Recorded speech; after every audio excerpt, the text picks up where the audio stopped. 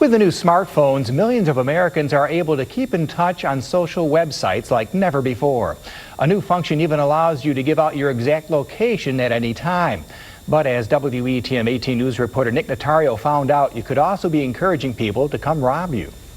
Take advantage of the fact that you're not going to be at your dorm. Elmira College student Brian Nichols is an avid Facebook user. For years, he was restricted to the computer, but with the creation of a smartphone, he can send updates of his location to his friends at any time, from any place. Where I'm from, it's a very small area.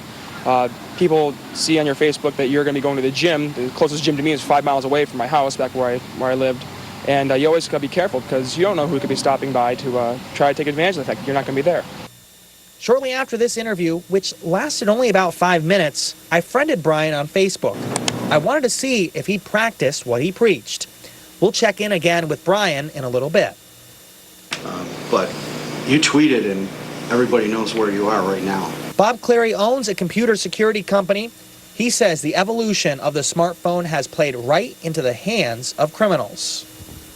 These phones not only allow you to type in a location, but when photos are taken and uploaded, a geotag is attached to them. That tag shows a pinpoint location. That's why Cleary says these sites are a gold mine for burglars. I mean, someone who's going to break into a house, the last thing they want to do is break into a house where somebody's at home. And if they're absolutely certain that nobody's at home, it emboldens them. And that could be an open invitation to thieves. Recently, the Today Show highlighted a couple in Indiana who posted that they were away from their home. After that post, a neighbor who was friends with the couple on Facebook decided to break into their home. The horrible feeling. Experts say there are ways to protect yourself. The most important thing is to turn your location services off for social sites on your phone. On Facebook, they say security settings need to be at friends only. After that, go through your friends list and make sure you feel confident with each one. I wouldn't be surprised if most people, when they look down through their friends list, that there are people they don't really know. And basically, when you friend somebody in Facebook, you're trusting them with a lot of information about you. After learning how easy it was for people to get taken advantage of, I watched Brian's Facebook updates. In the original interview, he said he wouldn't post when he went to the gym at home, but sure enough, he did. I also learned when he was going home for a visit and his Elmira College apartment would be empty. No. We'll watch. Later, I caught up with Brian and showed him what he said. Is it frightening to see something like that? Not really frightening. It opened your eyes a little bit. But definitely you need to be aware and secure to make sure that you don't end up hurting yourself in the end. Clary says right now the biggest targets for criminals on these sites are people under the age of 25. That's because he says that age group seems less concerned about their privacy and security. Reporting live in the studio, Nick Notario, WETM 18 News. For many cooks, creating the perfect Thanksgiving Day dinner is a must. With Thanksgiving on Thursday, many families are preparing for the big feast with food favorites like turkey, stuffing, cranberry sauce, and pie. But one local college professor thinks you should consider adding bugs to your Thanksgiving menu. WETM 18 News reporter Janelle Tortorella explains. We'll see how daring they are now. So what I have for you guys now is I chose to create a new appetizer. This is, I might call this crick on cracks. I don't know yet, but these. Cheers. These Elmira College students were brave enough to lend their taste buds to sample some of Professor Mark Dennis's renowned cooking. Navy beans and barley. 2 minutes. The peppers and the pumpkin taste is a really good combo. Liked it? I loved it. I think it's great. like my new favorite hummus snack. Natural flavor. The art professor has been garnering national attention for using bugs in his food.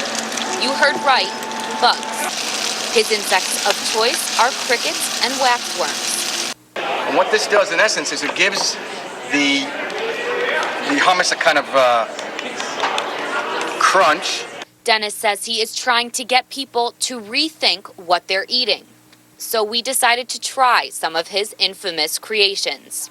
So this is a 7-bean salad dish with roasted waxworms in it that Mark roasted for us. And he says that This has a high protein, low fat content to it.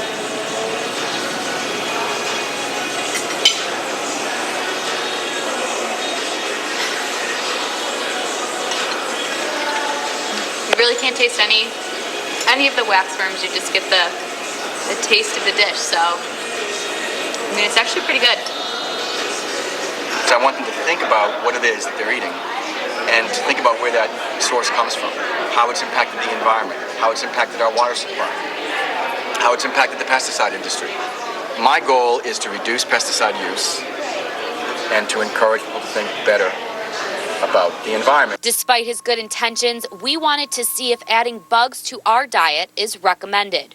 So nutrition-wise, absolutely. There's iron, vitamin Bs, zinc. Some of them are high in zinc or magnesium, which complements what they're already eating. But don't run out to your backyard just yet. McMahon says bugs could be used in diets that are restricted by lack of available food. She doesn't recommend you or I switching to an all-bug diet, at least anytime soon. But Dennis disagrees. So I think, eating bugs today is like where sushi was 30 years ago.